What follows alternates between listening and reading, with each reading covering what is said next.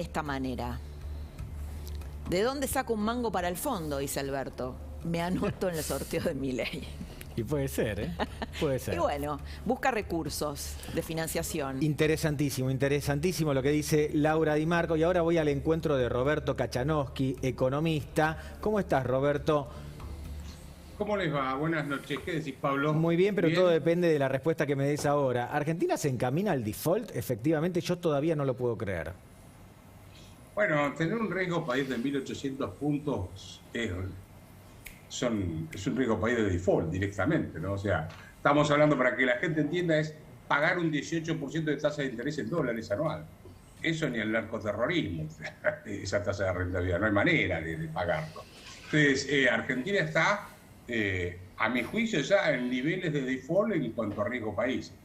Lo que falta es la formalidad de esto. Ahora, si vas con el fondo al default o no, yo te diría que a esta altura del partido es casi secundario, porque supongamos que vamos al default, que no vamos al default. ¿Qué te va a decir el fondo? Te va a decir, mira, pagame cuando puedas, pagame más adelante, no te doy un peso nuevo, pero pagame más adelante. Con lo cual no vas a tener que desembolsar ahora la plata esta que tendrás que desembolsar. ¿Eso significa que Argentina va a tener inversiones con esta carga tributaria, con esta legislación laboral, con esta imprevisibilidad en las reglas de juego, con este nivel de gasto público desorbitante y deficiente, sin moneda?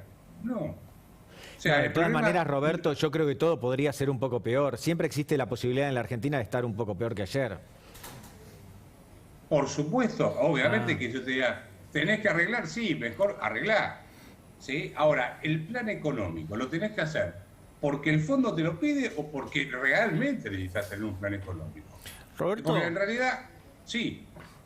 te quería, también Dipache te habla, te quería hacer una consulta ¿Cómo te va? respecto de cómo se sostiene. Supongamos que acordamos con el Fondo Monetario Internacional, ¿no? Pero Argentina no puede salir a los mercados a tomar deuda en el exterior.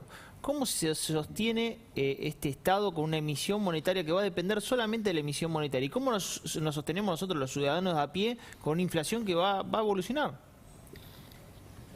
Por eso te decía, en realidad, más allá del acuerdo con el fondo, agreguemos un dato más. Si no hay acuerdo con el fondo, vas de cabeza a un default también con el Club de París. Sí. Porque recordemos que el Club de París se había postergado un año, que vence en marzo el plazo. Dijo, arreglen con el fondo y después vengan.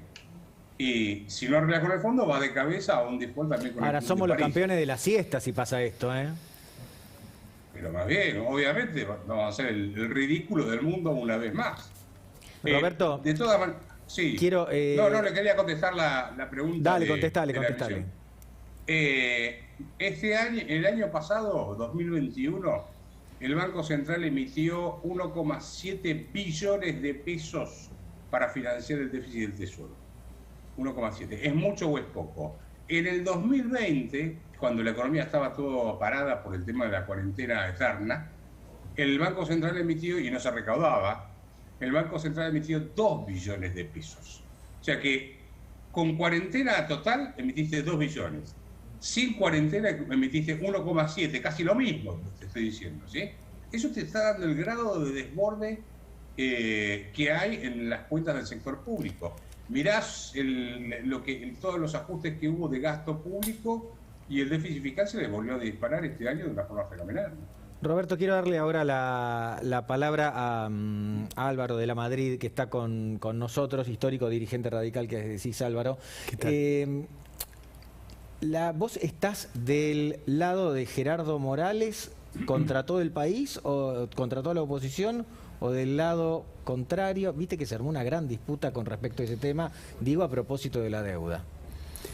Mira, yo he tomado posición de esto antes de que la sociedad argentina y el periodismo enfocara acerca de qué tenía que hacer la oposición. En septiembre lanzamos un espacio desde el radicalismo, pero dentro de Juntos por el Cambio, para fortalecerlo, que se llama Recambio, para asegurar el rumbo correcto de la oposición, para que no repliquemos los errores que cometió la oposición de Venezuela, para que no seamos el espejo de eso. ¿Qué pasó en Venezuela?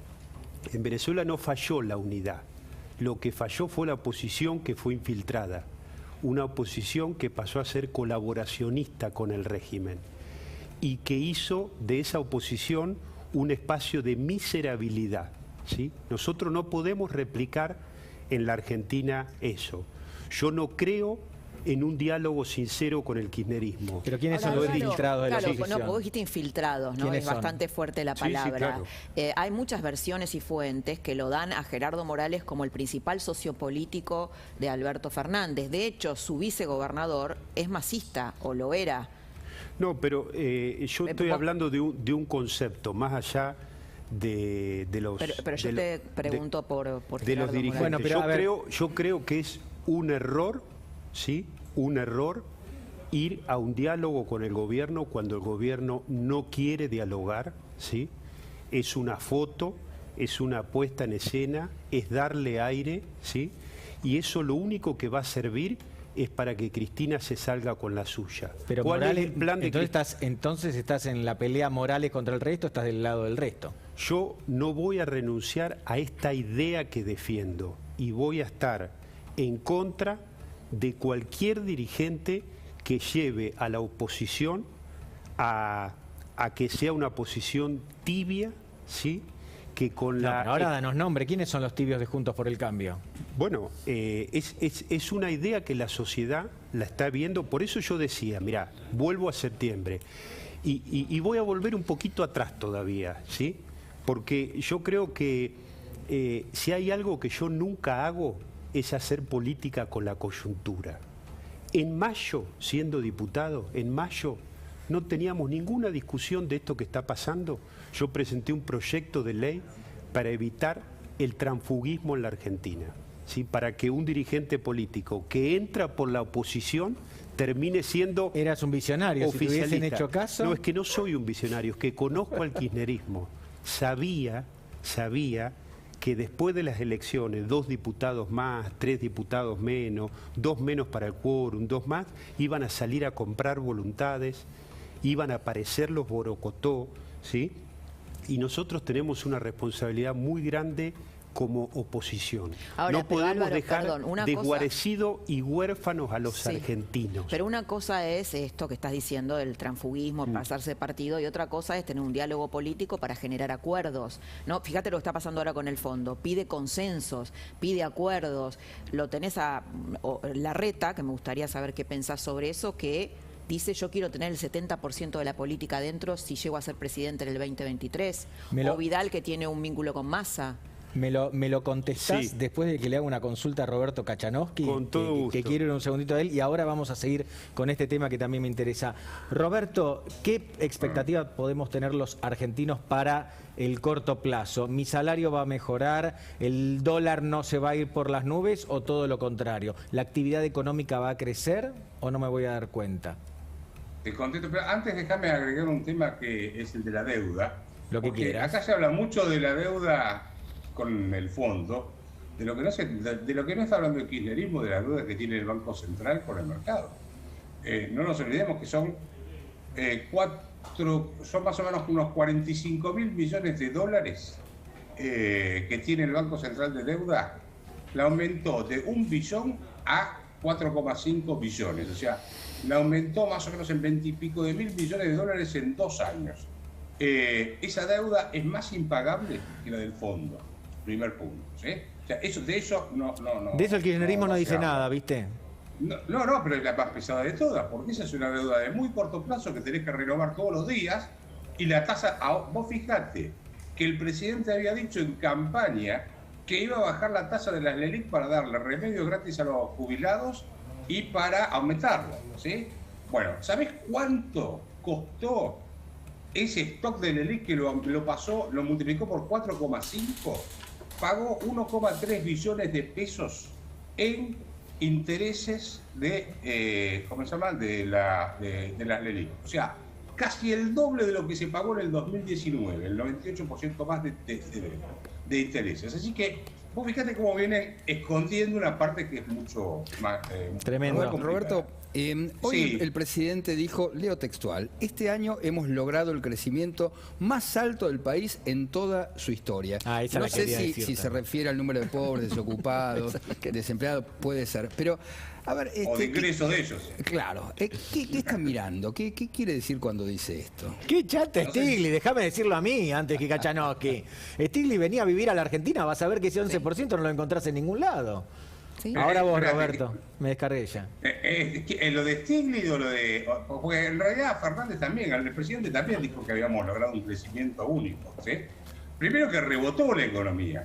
Vos te fuiste al subsuelo y saliste del subsuelo porque, bueno, dejaste... O sea, no podías trabajar el año pasado y de golpe podés trabajar. Entonces, eso no es crecimiento, eso es reactivar. Vos tenías la máquina parada, toda sucia, con una lona arriba. Entonces te dijeron, bueno, ahora podés usarla. Sacaste la lona, le pasaste el plumero, compraste algo de insumos, le diste horas extras a la gente y empezaste a producir con la máquina. Pero eso no es crecer. Eso es poner en funcionamiento algo que ya tenías. Crecer es, tenía la máquina en funcionamiento a pleno y compro una nueva máquina porque tengo que producir más. ¿Se entiende la diferencia entre Claro. activación y crecimiento? Son dos cosas distintas. Acá lo que tenés es un gran rebote. No, yo te diría que el año 2022 se presenta muy delicado, muy complicado. Roberto, Porque ¿y se va con- es posible que se haga, ustedes los analistas económicos hablan de un acuerdo light con el fondo? ¿Es posible algo así, como para tirar hasta el 2023? A ver, Argentina firmó 27 acuerdos con el Fondo Monetario Internacional desde que ingresó en 1956. 27. La mayoría de eso no los cumplió. Cuando no los cumplís, pedís un waiver, que era un perdón. Yo no sé si te acuerdan, en la década del 90 era común, o en Sí, los 80 sí, sí. se pedían waiver. O sea, perdóname, no cumplí las metas. Por ahí el fondo te da el waiver. Así que eso puede ser que lo estiren. El tema es cómo vas a hacer para pagar el resto de la deuda que te vence en el 2022, digo bien. ¿Cómo vas a hacer para traer inversiones? ¿Cómo vas a hacer para crear puestos de trabajo? No, pero Todo eso... eso, Roberto, es una conversación para otro país. La Argentina todavía no llegó ahí. No, bueno, por eso digo, el debate, te diría que casi no es el fondo, del arreglo con el fondo. El debate es, ¿tiene algún plan económico, algo en la cabeza este gobierno como para entrar en crecimiento? ¿O el único plan económico que tienen era que Cristina cobre las jubilaciones dobles que está cobrando y solucionar los problemas judiciales? Roberto, me parece que está limitado a eso. Bueno, me quedo con esa pregunta que dejás flotando y te agradezco el contacto. Les mando un abrazo.